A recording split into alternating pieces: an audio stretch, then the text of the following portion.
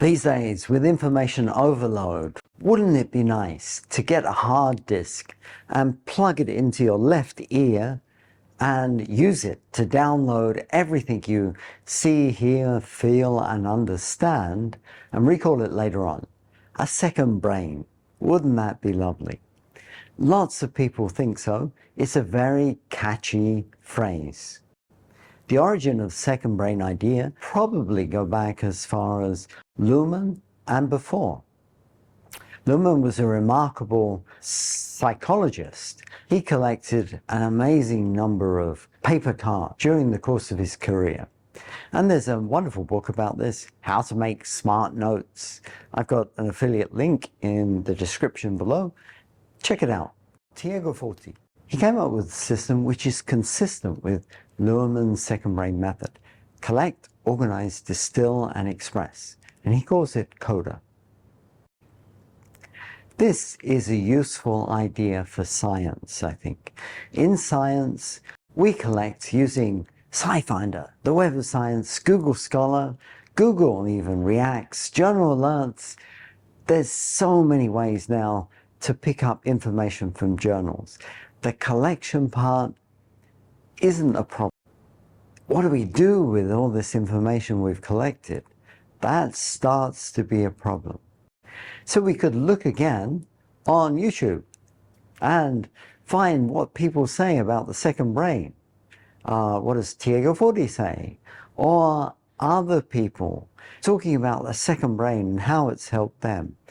They describe Notion and similar databases in terms of, well, this is what I have to do this week. I want to paint a picture. I want to write my book. I've got to pass this exam. Oh, I have to go and get my shopping. I'll put all this in Notion. And I was totally confused. How does this work for a second brain in science? How is it going to help me? I couldn't see that it did. And then I saw the truth. Organization of scientific data is so easy using these database programs designed to store away literature. EndNote is the one I use. It's a paid application. Mendeley is for free. And you can store highlighted PDFs and much more in these reference databases. You don't use Notion. You can use Notion as well if you like, but I don't see the advantage really. EndNote, for instance, is a wonderful program for doing this. So how do we organize with EndNote? How do we use EndNote? Well, we generate libraries. We can keep one great big library, or we can separate libraries for different topics. We search, perhaps on the Web of Science, download some references, get the PDB and the RIS file, look at the PDF, maybe highlight some things that seem important, and then make a note about our search. I found this when I searched for that, and the 3 references in this case that I found, attach them to that sentence, format using EndNote in whatever style I like, and I have a little summary of what I did for my literature search. Wonderful. I've collected and organized, and that PDF is attached now to my EndNote library. The step where people let themselves down is distillation. It's easy to search for references. It's so easy now to put in RIS files to a database manager. It takes a little bit more work, a couple more clicks to link a PDF, but distillation is interpreting what you've found in your own context. You really have to use your real brain for this, and it's work. If you don't do it, the whole process collapses. You have to distill or summarize what you found from all this searching occasionally. Here, I'm interested in a group of proteins called the neurotrophins for dry eye disease, DED.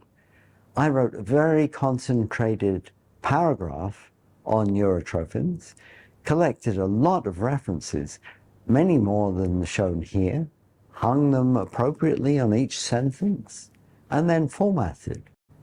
I've got a document here with all the references attached, really describing what I found when I searched and read about this area. And then later on, this paragraph will become part of a proposal. Distillation is probably the key step in this process. You summarize in words, or you could summarize in flowcharts or mind maps, just like the one in this slide here. I use mind maps all the time. Finally, we have to create something. And in science, primarily we create papers. We create talks. We create videos in this case. We might create proposals or progress reports or even a thesis expressing your angle on this. You can take a bit of a proposal and ultimately put it in a paper or a video, for instance. A strength of what Luhrmann did, or he said, he doesn't do anything he really doesn't enjoy. If he comes in and starts collecting and gets tired of that, well then maybe it's time to organize references he's collected on a different day. Or if that's getting a little bit tired for him, a little bit old, he might distill the papers down. He might read the papers really carefully and come up with his own hypothesis of how they should be put together. Or he could be expressing himself.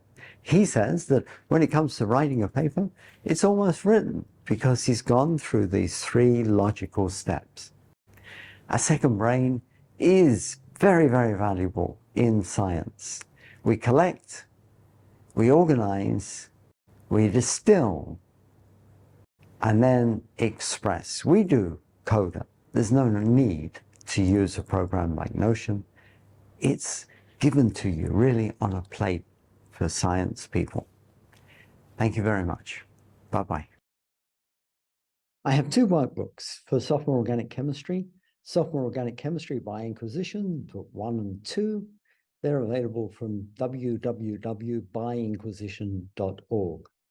I also have an electronic book available from Apple Books, and shortly I hope through Amazon Kindle. That's on bonding and hybridization, and it comes with embedded videos. The 2 workbooks, Sophomore Organic Chemistry by Inquisition, have a complete set of answers on the same website, www.byinquisition.com. Special thanks to Fulbright Malaysia, the Malaysian American Commission for Educational Exchange, and the School of Pharmacy at the University of Malaya for hosting my visit. Thank you all very much. Bye-bye.